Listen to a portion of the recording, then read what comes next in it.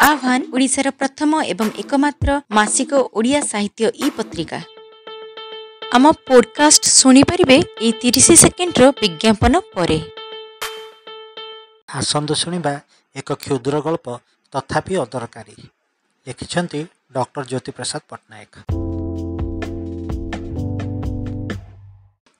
रास्ता कड़े ठिया होई सबु आसवा जावा बस को से अटकाउथिला। जी जहाँ देउथिला निज पकेट रे पुरई सेमिति ठिया होई रहुथिला। काहाकु किछि बाध्य करी मागिबार केही केबे देखि नाहांती।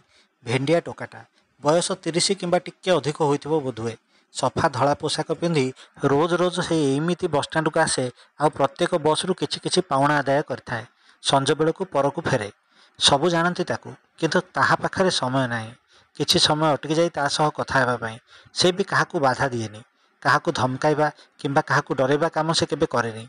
नहले जुआन टोकाटा एमिति खाली रे समस्तक ठारू पैसा निए, हेले केबे काहाकू ता विरुद्ध रे कहिबार केही देखि नाहांती। प्रतिदिन संज गड़िले घर को फेरे। पिंधिथिबा पोशाक को झाड़ी दिन सारा जहाँ कमाई होइथाए ताकू बिछଣା उपरे पकाए। सबु हिसाब करी खातारे लेखे। दिन रे 1000 बस रु से पैसा पाउथिले सुधा किए केते देइछि सबु हिसाब ता पाखरे थाए। खातारे सबु लेखि रखे। कानकार गाड़ी रु सबुठु बेसी पाउणा मिले। रघु महापात्र कंजूस भली अल्प पैसा देई चली जाए। सबु हिसाब सरिले कलरे पानटीए जाकी देई से बाहरी पड़े मेला घर को। संजरे मृदंग बजाइबाकू भल पाए से। आज सकाळु सकाळु गाधोई पाधोई से बाहरी पड़ा बसस्टाण्ड आड़क। मात्र आज चकाबंद आंदोलन। कौन सी बस चलुनी। बसस्टाण्ड रे सबु बस वालाए जमाट बांधि बसचंती। से आसी पाखरे नीरव ठिया हैला। कानकार ड्राइवर चा कप टे बढ़ई दी कहला बसिबा पई, किंतु से निर्विकार भाव में ठिया होई रहिला। अध घंटा पर सबु जे जुआड़े जीवाकू बाहरिले। से भी एका एका चलिला घर को। आज समय पूर्वर फेरी आसथिला से। बोऊ ता पई पखाल कंसाटे छाड़ी देई कहला, जा हेउ से सरकार धन्य। आज बंद कलारू तू घरे पानी टिके पीवा पई आसिलु, नहले तू कुआडे आ खाइबा कुआडे। सत कथा, से केबे घरे दिन रे खाएनी। बसस्टाण्ड रे जी जहाँ जाचिला खाईदे रहिबा तार अभ्यास। घर भितरु बाहरी आसु आसु बापा तीक्ष्ण दृष्टि पकई कहले, आसीगला अलसुआ। किछि काम धंदा तो नाही, बसी बोपार पेंशन टंकारे खाइब। कुनार आखिरु दुई धार लुह खसी पड़ला, किंतु से खाइबा सारी उठिला। निज कोठरी को जाई डेली कलेक्शन खाता खोली हिसाब रे लागिगला। कुना सबुदिन एमिति नथिला। दिन थिला एई बसस्टाण्ड रु बाहरुथिबा सबु गाड़ीर कंडक्टर मानकर से थिला गुरु। एई मात्र 5 वर्ष तलर कथा। से कहले बस बाहरुथिला नहले नाही। सबुठी तार काटती थिला। राजधानी रु बरहमपुर बसस्टाण्ड पर्यंत चालुथिबा सबुठु दामिका बस रे से थिला कंडक्टर। कॉलेज पिलाए कन्सेसन मागिबा से जमा शुणेनी। अनेक समय पिलाए ताकू धमक भी देइछंती, हेले से शुणिबा लोक नुह। मालिकर गोटे पैसार नुकसान से करिब नाही। लॉन्ग रूट बस बोली बेसी भाव तार, हेले केबे दिने भी कौनसी असुविधा हेनी। प्रतिदिन जिबा आसिबा करुथिबा यात्री माने सबु जानिथिले कुनाकू। समस्तक प्रिय थिला से। दशहरा को मालिक खुशी रे कुना को ड्रेस हल साथी हाथ में 1000 टंका देउथिला। अन्य सब कंडक्टर मालिक माने काहाकू 100-200 देउथिला बेले कुना पाउथिला 1000। सबु चलुथिले ता उपरे। केही केही ईर्षा भी करुथिले। से केबे खातिर करेनी। घरे अवसर प्राप्त पिता पुअर कमाई रे खुश थिले। दिने दिने से भी बस रे आसंती, कारण राजधानी जीवा बाटरे ढाबारे बस अटकी जाए। जोंठी बस रो स्टाफ खाती यही मौका बापा निज स्वादख्या उपभोग करछंती 1000 थर। अवश्य आजिकाली खाली चिड़चिड़ी हेउछंती सिना, दिन थिला से जगी बसुथिले केतेबेले कुना आसीबो, बालुगाँ रु कंकड़ा आनिथिबो, चिंगुड़ी आनिथिबो इत्यादि इत्यादि। सबुदिन समान जाएनी। भलरे भलरे काम करुथिबा कुनाकू कहार दृष्टि लागिगला बोधुए। से दिन राजधानी रे हेउथिबा राजनैतिक समागम मना करिबा सत्वे बसस्टाण्ड रो सबु गाड़ी को राजधानी जीवा पई बाध्य करागला। गोटे राजनैतिक दलर सूक्ष्म नेता कई जण आसी धमकाई चलीगले। सबु चिंतारे पड़ीगले, किंतु कुना अछि, से सबु ठीक करदेव।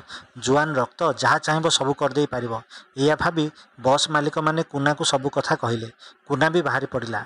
से दिन बसस्टाण्ड को संध्यारे आसते किछि गुंडा सबुको उत्तम मध्यम दे बुझाईदेला जे बस मालिक मानकर एकता केते। से जा हेउ आउ राजधानी जीवाकू पड़िला नाही। कथाटा केमिति केमिति समाधान हो गला।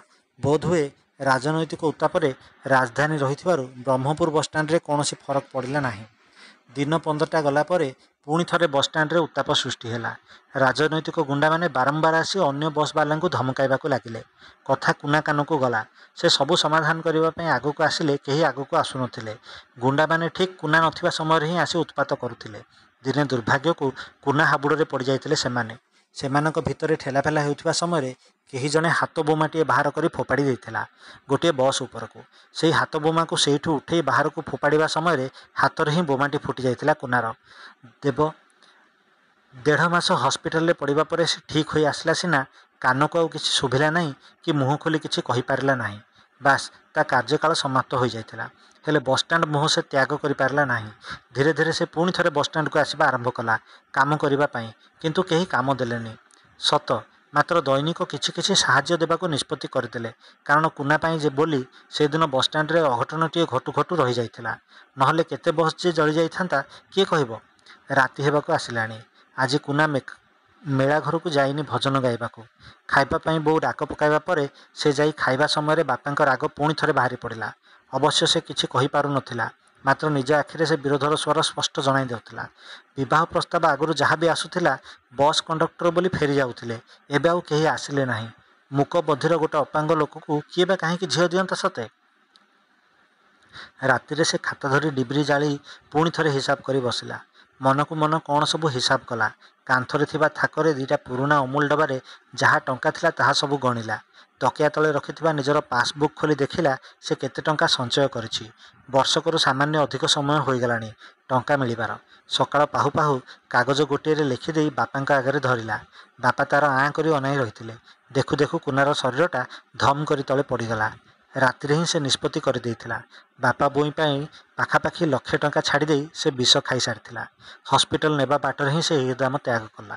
ଆଜି ବସ୍ଷ୍ଟାଣ୍ଡରେ ପୁଣି ଥରେ ନୀରବତା। କୌଣସି ବସ୍ ଚାଲୁନଥିଲା।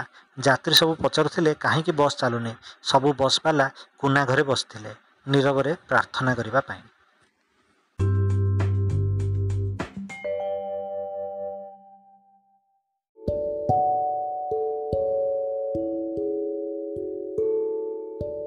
ଯଦି ଆପଣଙ୍କୁ ଆମର ଏହି ଉପସ୍ଥାପନା ଭଲ ଲାଗେ, ତାହେଲେ ଆମ ଚ୍ୟାନେଲକୁ ସବସ୍କ୍ରାଇବ୍ କରନ୍ତୁ ଏବଂ ଏହି ଚ୍ୟାନେଲରେ ପ୍ରସାରିତ ହେଉଥିବା ସମସ୍ତ ପଡ଼କାଷ୍ଟକୁ ନିଜ ବନ୍ଧୁମାନଙ୍କ ସହ ସେୟାର କରନ୍ତୁ। ଧନ୍ୟବାଦ।